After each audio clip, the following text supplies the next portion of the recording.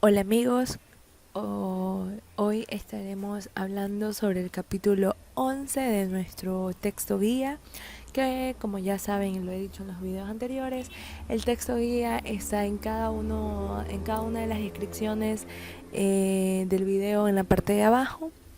En el capítulo 11 estaremos hablando sobre la arquitectura física de la capa del diseño.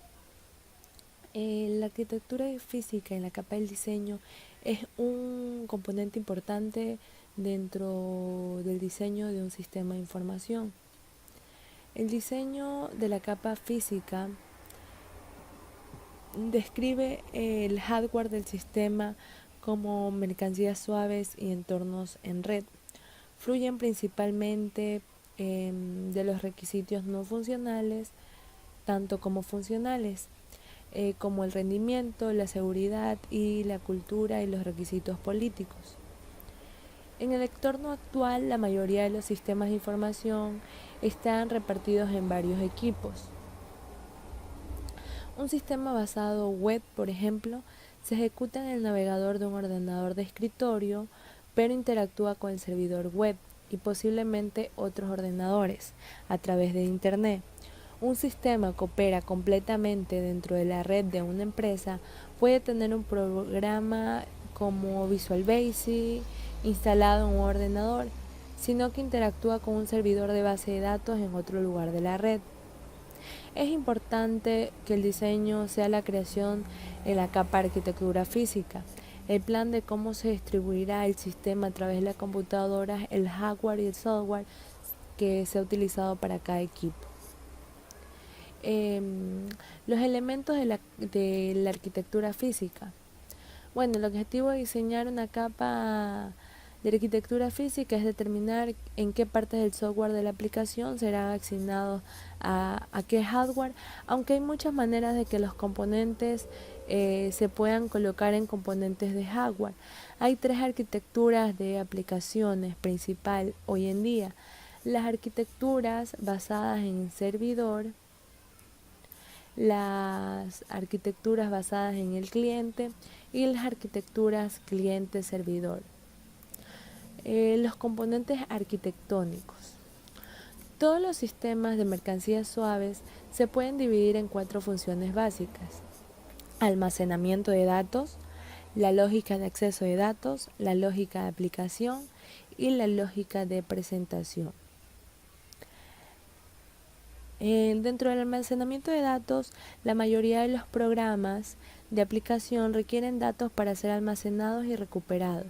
Si la información es un pequeño expediente, tales como una nota producida por un procesador de texto o una gran base de datos que almacene los registros contables dentro de una organización. Estos son los datos documentados en el modelo estructural, que pueden ser, como ya los explicamos en capítulos anteriores, las tarjetas CRC y los diagramas de clase. Su segunda función es la lógica de acceso a datos, asociados con las clases de acceso y la manipulación de datos, ubicado en la gestión de datos de capa que estudiamos en capítulos anteriores. El procesamiento requerido para acceder a datos, que a menudo en medios de consultas de base de datos en SQL. Y la lógica de aplicación. La lógica de aplicación se encuentra en el dominio de problema, estudiados en los capítulos 4 y 8, que pueden ser simples o complejas dependiendo de la aplicación. Esta es la lógica documentada en las funciones de diagramas de actividad y casos de uso y modelos de comportamiento, sea secuencia, comunicación o máquina de estado de comportamiento. Y la cuarta función es la lógica de presentación. La presentación de información para el usuario y la aceptación de los comandos de usuario tienen 4 funciones, como ya los dijimos, que son los bloques de construcción basados en cualquier aplicación. Las arquitecturas basadas en servidor. El problema fundamental con las redes basadas en un servidor es que tienden a procesar todos los mensajes. A medida que las demandas de más y más aplicaciones crecen, muchos ordenadores que sirven como servidores se sobrecargan y son incapaces de procesar rápidamente las demandas de todos los usuarios. El tiempo de respuesta es más lenta y se requiere los administradores de red a gastar cada vez más dinero para actualizar sus equipos. La arquitectura basada en cliente. Las arquitecturas basadas en cliente son los clientes con ordenadores personales en una red de área local conocida como LAN y el equipo servidor en un servidor dentro de la misma red. Ahora tenemos las arquitecturas cliente-servidor. Con la arquitectura basada en cliente-servidor, la mayoría de estas arquitecturas se utilizan hoy. Intentan equilibrar los procesos entre el cliente y el servidor por tener tanto que hacen algunas de las funciones de la aplicación.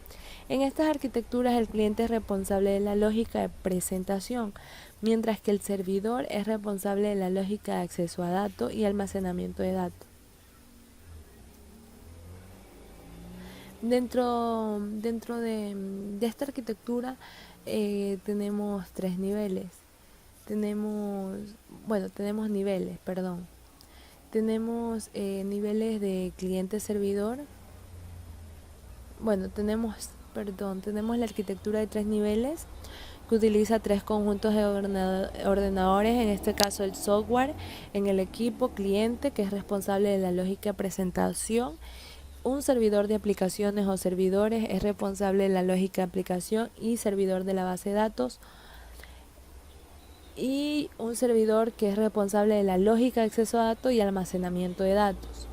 Y la arquitectura de N niveles, en este caso el cliente es responsable de la presentación, los servidores de base de datos son responsables de la lógica de acceso a datos y almacenamiento de datos, y la lógica de aplicación se extiende por dos o más conjuntos de diferentes servidores. Bueno,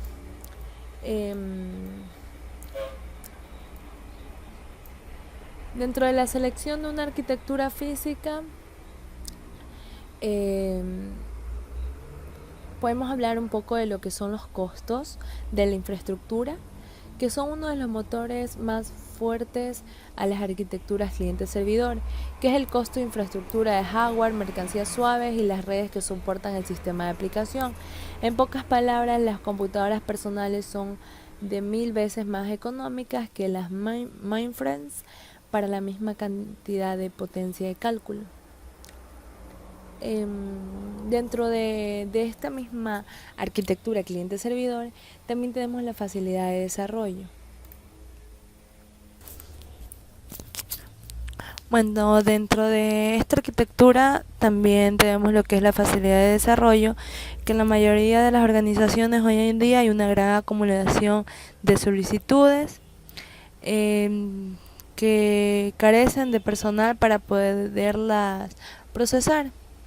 Estas herramientas son muy intuitivas y fáciles de usar y tienen un desarrollo de aplicaciones para estas arquitecturas, que es la GUI, que puede ser rápida y son aplicaciones de gran ayuda para esto.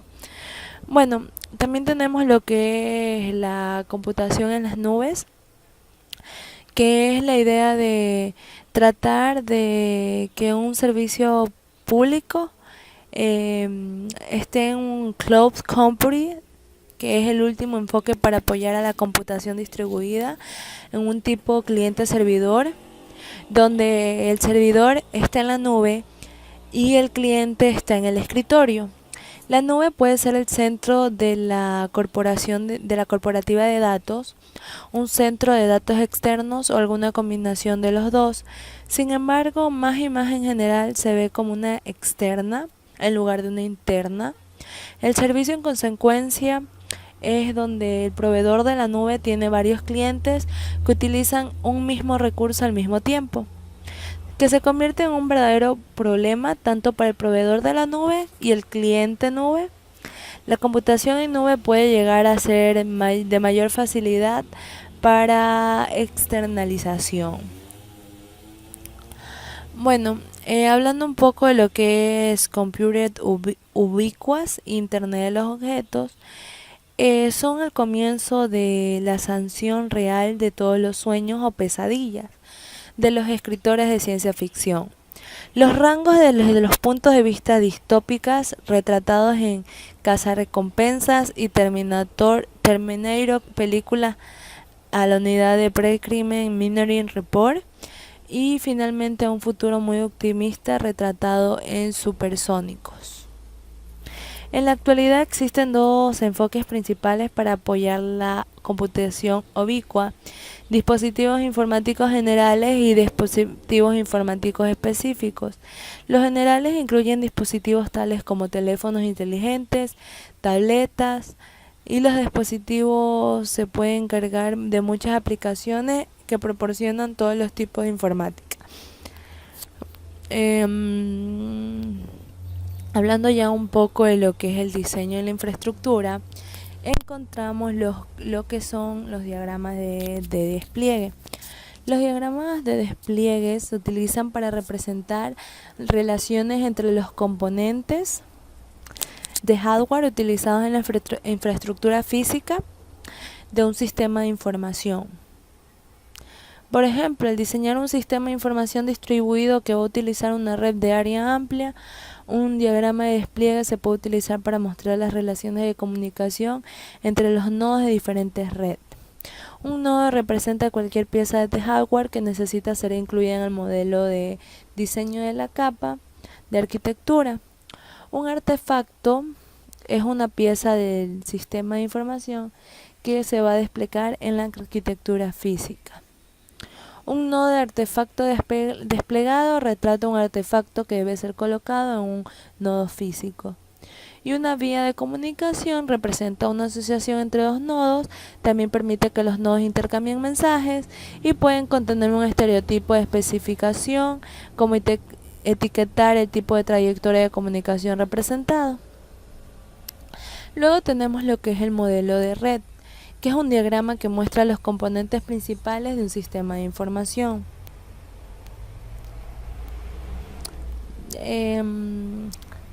Dentro de este modelado, el propósito, tenemos el diagrama de modelo de red, que su propósito principal es presentar la estructura propuesta, la infraestructura para un nuevo sistema. Luego tenemos lo que son los requisitos no funcionales y el diseño de nivel de arquitectura física. El diseño de la capa de arquitectura física, específicamente la arquitectura general y la colaboración de software y hardware que se utilizará. Cada una de las arquitecturas discutidas antes tienen su fortaleza y debilidades. La mayoría de las organizaciones utilizan arquitecturas cliente-servidor por razones de costo, por lo que en caso de que no hay ninguna razón de peso para elegir un sistema sobre otro, por lo general sugiere el cliente-servidor. La creación de un diseño de capa de arquitectura física comienza con los requisitos no funcionales. El primer paso es redefinir los requisitos no funcionales en requisitos más detallados, para luego estos sean utilizados para ayudar a seleccionar las arquitecturas para ser utilizadas basadas en servidor, en cliente base o en cliente servidor, y que componen mercancías suaves que serán colocadas en cada dispositivo. Dentro de esto tenemos los requisitos operacionales, que especifican el entorno operativo en el que el sistema debe ser realizado. El requisito de entorno, dentro de los requisitos operacionales, tenemos los requisitos de entornos técnicos, los requisitos de sistema de integración y los requisitos de portabilidad y requisitos de mantenibilidad. Los requisitos de entorno técnico especifican el hardware, el software, la red de exigencias impuestas para los requisitos de negocio, los requisitos de sistema de integración, que la medida en que el sistema funcionará con otros sistemas, los requisitos de portabilidad, que son los medios en que los sistemas tendrán que operar en otros entornos, y los requisitos de mantenibilidad, que son los cambios de negocio esperados en que el sistema debe ser capaz de adaptarse. Los requisitos de desempeño o de rendimiento se centran en los problemas de rendimiento tales como el tiempo de respuesta, la capacidad, la fiabilidad. Dentro de esto tenemos los requisitos de velocidad, que es el tiempo en que el sistema debe realizar sus funciones, los requisitos de capacidad, el número total y el pico de usuarios y el volumen de datos que se espera, y la disponibilidad y la confiabilidad de requisitos, que es la medida en que el sistema estará disponible para los usuarios y la tasa de fracaso permitido debido a errores. Luego tenemos los requisitos de seguridad, que los requisitos de seguridad es la capacidad de proteger el sistema de información de interrupciones y pérdidas de datos, ya sea causada por un acto intencional o por un evento al azar. Dentro de estos tenemos la estimación del valor del sistema, los requisitos de control de acceso y la encriptación y los requisitos de autenticación. Dentro de los requisitos de estimulación del valor del sistema es el valor del negocio estimado del sistema y sus datos. Los requisitos de control de acceso son las limitaciones sobre quién puede acceder a qué datos. La encriptación y los requisitos de autentificación definen lo que serán los cifrados de datos, donde será necesaria la autenticación para el acceso de los usuarios. Y por último tenemos los requisitos culturales y políticos, que son aquellos que especifican los requisitos de los países en los que se utilizará el sistema, en el entorno empresarial, global, organizaciones, etc. En donde tenemos requisitos como los requisitos de personalización y los requisitos legales. Los requisitos de personalización son un pliego de condiciones de qué aspecto del sistema puede ser cambiado por los usuarios locales, y los requisitos legales son leyes y reglamentos que imponen requisitos en el sistema. Dentro del capítulo número 11 es una continuación del capítulo 10, que también hablábamos un poco de la capa del diseño, pero este capítulo se enfoca más un poco en lo que es la arquitectura física y cómo se va a manejar lo que es el hardware. Si va a utilizar una arquitectura cliente-servidor, una arquitectura cliente, una arquitectura servidor, lo que son los modelos de red, cómo van a estar conectados, sus requisitos, etcétera. Bueno, ya saben, cualquier duda, en la parte de abajo estará el texto guía. Les recomiendo que vayan y lo lean por si tienen alguna duda, y nos vemos en el próximo capítulo con el último capítulo, pero es un capítulo importante a tratar. Entonces nos estaremos viendo la próxima semana. Gracias.